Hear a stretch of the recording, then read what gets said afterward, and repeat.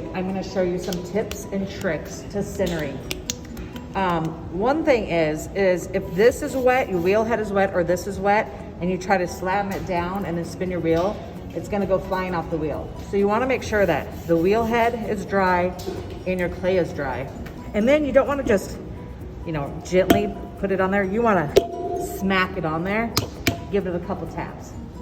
Now, also, to make sure that your clay is attached, there's a couple other tricks.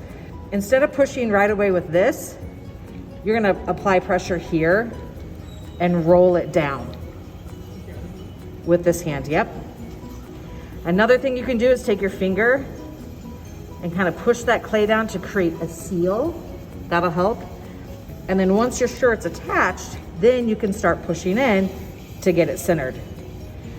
Now, when you're centering your clay, you're using this part of your hand. So you like that? You like that? And then this part of your hand, okay?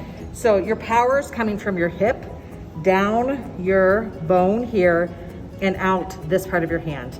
Here, there.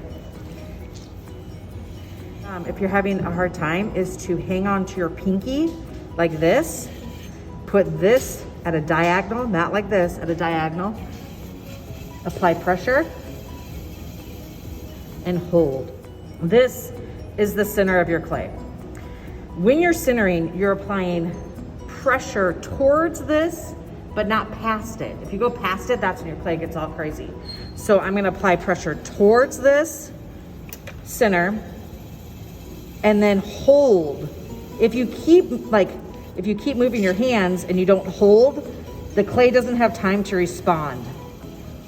So you wanna apply pressure and hold. When you get it centered, you slowly have to sneak away from the clay.